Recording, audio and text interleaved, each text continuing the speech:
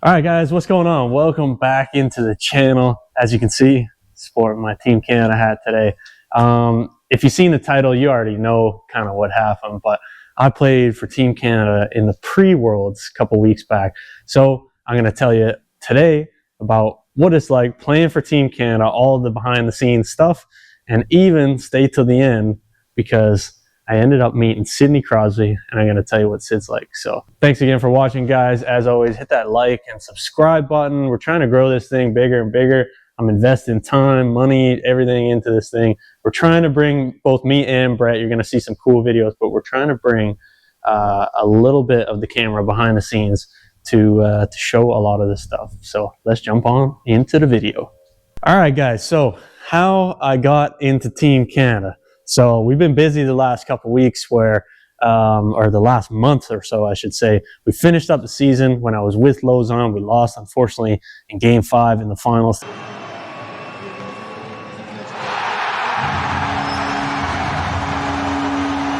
Zurich was a great series, had a lot of fun with that.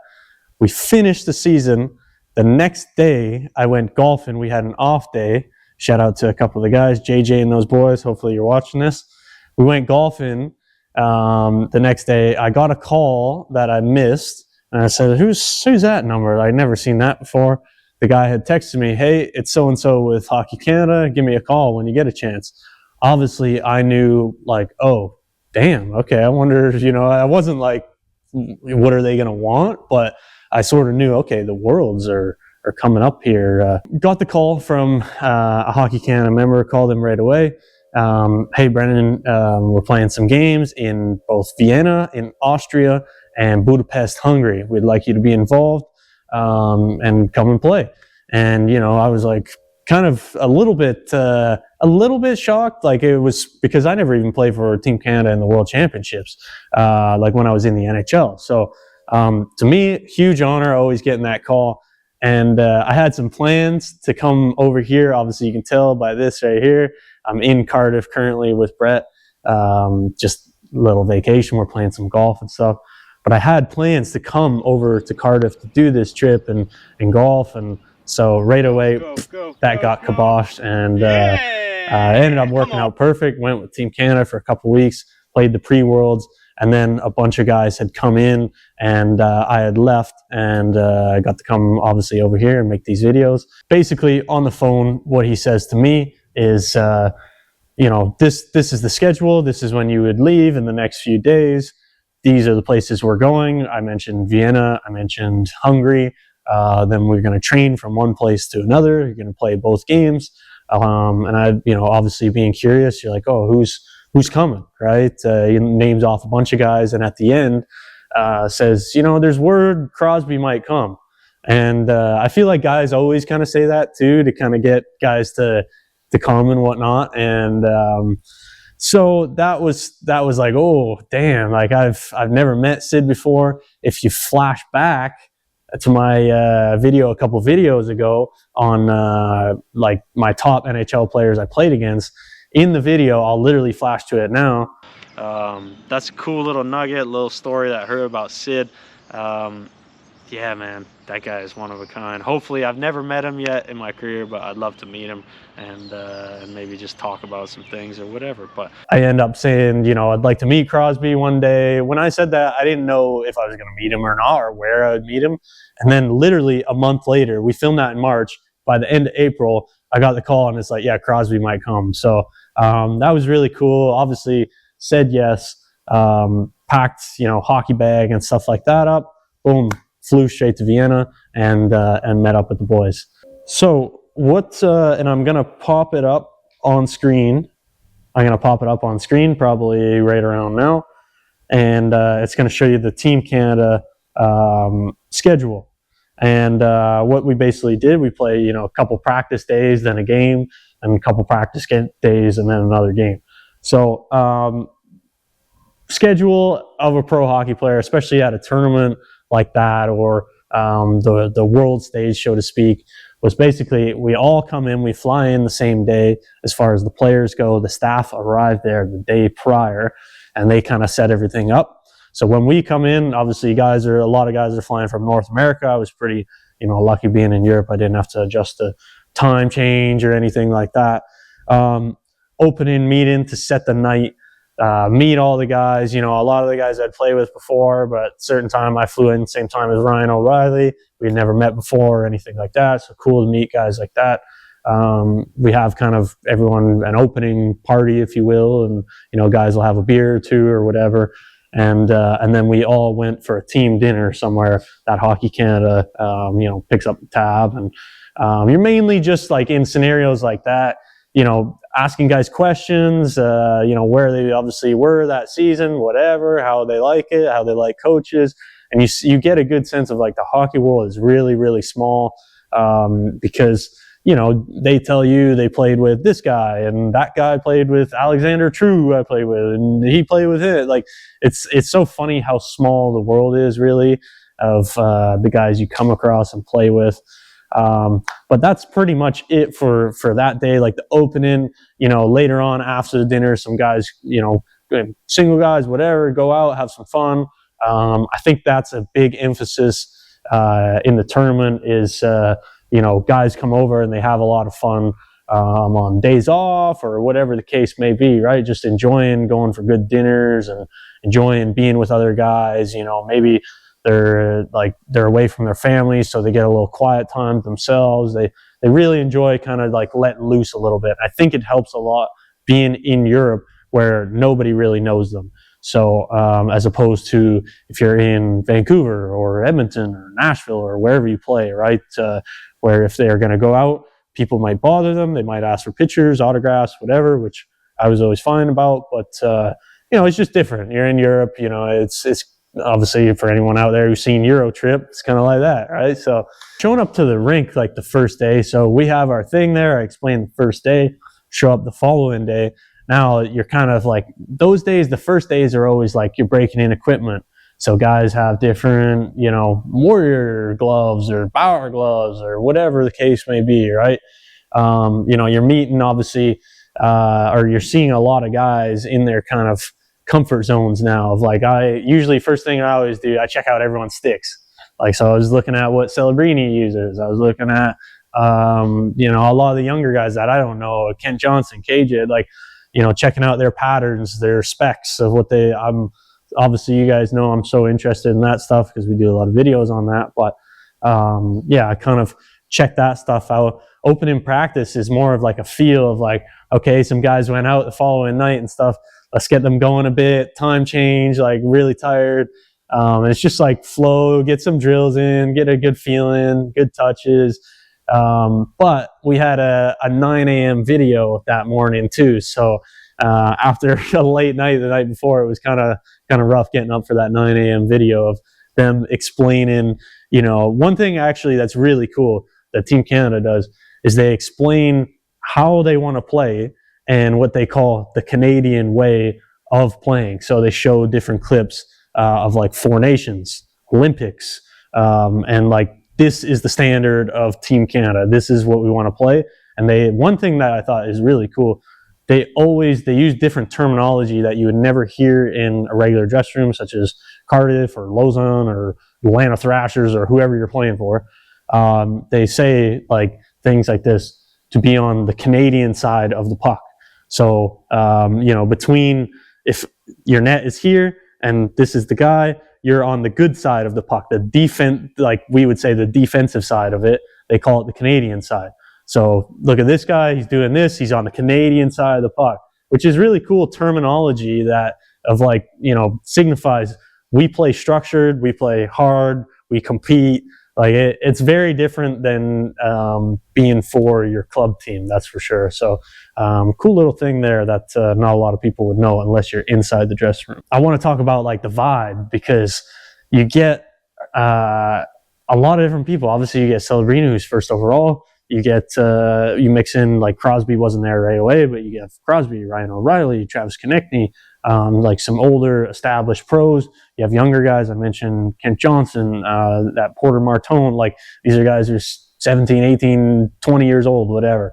So you're mixing a lot of different people. attitudes, contracts, whatever, you name it, a hierarchy in the NHL, if you will, myself being in Europe. So you're mixing a lot of guys, but the guys are very, very good at, they don't really care where you've played or what you've done or anything like that. It's an interesting thing to see, and I'll say this in the most respectful way possible, but like the egos, if you will, of like everyone thinks like everyone, and I always thought this a very interesting thing, because whether you play World Juniors or under 18s, Canada brings the best guys together. So if you're the best guy on Moncton and the best guy on Rimouski and the best, well, you're obviously, everyone holds himself to, well, I'm going to be the best guy here, right? So how do you manage those egos of, making everyone come together and not be so much, this guy and this guy are competing against each other every night to be the best guy. Now they got to play it together. So I always find it a cool thing of like, okay, let's see how this is. If you have a first overall guy, you have a guy who's a legend, you have it, right? And but the older guys, what happens is the older guys are such great at, like, they make everyone inclusive. A guy like Ryan O'Reilly, the Factor, he brings everyone out. We go for dinner like every night. We went for dinner. It was paid by for O'Reilly, Sanheim, Konechny. Like, it was, they upfronted it themselves off of their tab, because they, obviously they know they're making a lot of money, whatever. But it's very nice of them to be like great guys and do that for everyone.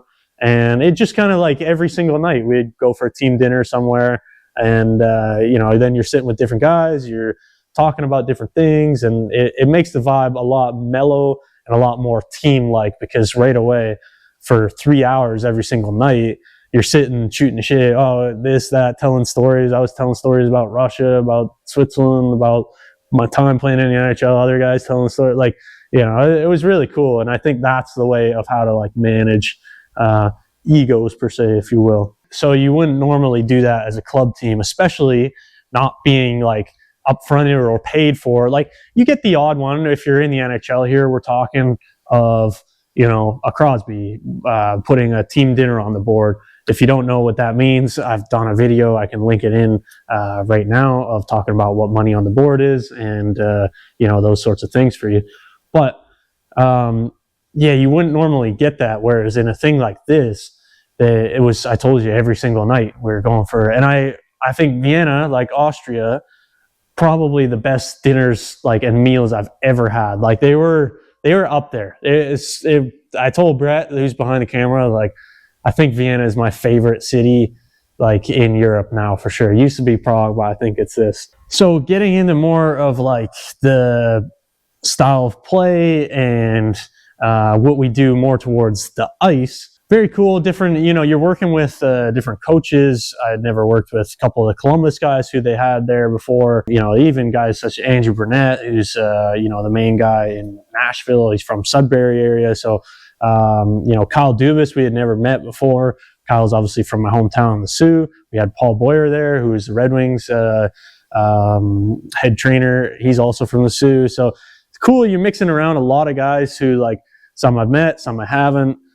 They don't know me, so you're kind of trying to introduce a lot of that stuff in play style, in practice. Did quite a few different drills I've never done before, even system wise of a 1-1-3. I've never played that before. That's what they had wanted in the tournament. So we're practicing a lot of those things. Stuff is more tailored towards that. And Hockey Canada is pretty cool too, because they even travel, they had 2 skills coaches on hand. So as soon as the practice was done, okay, for any guys, we know you had some late nights, whatever, for any guys who want to stay out, work on, skills guys are coming out right now. So we do different skill stuff, work on that. And it was always cool. I just liked more so a lot of times because, we had gone the month prior, we did game 7, game 5 in the playoffs. So it was a longer playoffs and stuff of I had just come off of that. You don't really feel like you want to spend too much time on the ice, so I kind of do my thing. But I like watching guys. I like asking guys questions. Did I learn things? I really like watching Celebrini. I didn't know how good of a skater he was. Looking at the curves and stuff these guys are using, what they do. So picked up some things, learned some things, even want to try like maybe one of Ryan O'Reilly's curves. Like he could pick it up off the wall so good. Just little things like that honestly, to the average person, if you're watching at home, you probably don't even really, maybe wouldn't understand a lot of these things. But for me, it's cool visually because you're always, I think, as a professional player, trying to get better and better. And every year, how can I improve and do something different? And I feel like if you keep doing the same things a lot of time, unless it's, you're the Sidney Crosby or whatever, it kind of plateaus. So you kind of just need to keep climbing the stairs, and every year upping something and trying something new and different. And eventually it builds, the rhythm. So to kind of round out my experience with Hockey Canada, was an absolutely awesome experience. But I couldn't not tell you about Sidney Crosby. So I mentioned earlier in the video, 1 month prior in March, I had said, flash to the clip, story that I heard about Sid. Yeah, man, that guy is one of a kind. Hopefully, I've never met him yet in my career, but I'd love to meet him and maybe just talk about some things or whatever. But so I had said, I want to meet Sid. Honestly, when I said that, my friend who was filming behind the camera, I had no idea. I even said to him after, dude, I don't even know why I just said that. Where the heck am I going to meet Sid? Boom. Talk about law of attraction. Guys, put things out into the universe. 1 month later, Sid confirms, yeah, I'm coming over. So everyone is buzzing. Let me tell you this, like we go from I told you Ryan O'Reilly, good pros there. Like there's a lot of good established players. But then when Crosby said, yeah, I'm coming over, guys were like, you could just tell the attitude went like, not to say it wasn't like good because it was really good, but wherever it was, if this was high, it went like up here. Like everyone just got such a boost from him coming over. And so first experience, like meeting him, he comes in, we were all heading out to dinner. Hey Sid, hey, nice to meet you. And that was kind of it. I did get 2 experiences where it was just me and him, talking once, kind of in the elevator. Another time I'd come off the ice, he'd come off right behind me, and it was just me and him in the room. So we just started talking about some things. And the amazing thing with Crosby, like, let me tell you this real quick, is pretty funny, is during practice, the only other guy I've seen do this is McDavid, where they absolutely buzz. Like we were doing a breakout drill, he is like flying through it, getting passes. And it's kind of funny because us as pros, you talk to 95% of pros, they go out there, especially the first drill, it's kind of like you go through it, you trot through it, you're trying to get your feels, your touches, you're trying to get like into practice. Sid was like, boom, like straight from the start, 100 million mile an hour. And like I said, the only other guy I've seen do that is McDavid, handling it. I was really, really impressed. And he brought everyone else like from here up here. Like he just lifted it like from the first drill. Everyone was like, oh, that's the speed we're going at? Okay. And it was really cool to see. So we go throughout the whole practice and stuff. And I end up coming off, and I'm one of the first guys off, getting dressed. Sid comes in like pretty much a minute behind me. And he's kind of, man, like I can hear him like kind of talking about something. And I'm like, I'm not going to not say something because it's just me and him in the room. Oh, what's going on? He's like, man, I got freaking lace bite. And I was thinking in my head, I'm like, man, this guy is skating around like flying like McDavid around there. He's got a lace bite right now. And I couldn't believe, fun fact for you, I said, Sid, like, how many, you got new skates or something? How you got lace bite? He's like, no, he said, yes, these are a new pair of skates. We say, usually I don't switch skates much. I'm like, really? Like, what do you go through a year? Average, NHL guys go through a year, probably 4, I would say. 1 a month, 1 every other month, 4 or 5 pairs. He said I'd wear 1 a year. So his prior last pair that he had was July of 24 from last year, which I could not believe. So that's really, really cool. Little nugget. Like obviously, it goes out there for kids. Sid don't switch his skates. He wears 1 a year. So why do you, right? But hopefully the parents watching this, I just saved your pockets there. But yeah, guys, it was a great experience. Like, so cool to meet and talk with Sid, and you could tell everyone in the room. One last thing was like, you'd be getting dressed, you're doing your stuff up, and you could tell, like, I was looking at every other guy in the room because I felt compelled to look to see, like, what's Sid doing? What's he doing? Like, you know, how does he get dressed? Whatever. And you could see other guys were like this. They'd be tying their skates and they'd be like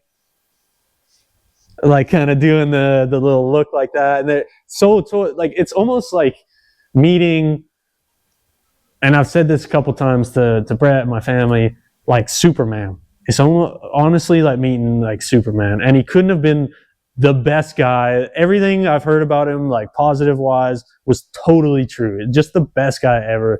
And yeah, what an experience to go there, play with the Team Canada, meet Sidney Crosby, and you know, get to have a basically a free experience with some of the best players in the world. So guys, if you like those stories, I appreciate you as always for watching, liking, subscribing.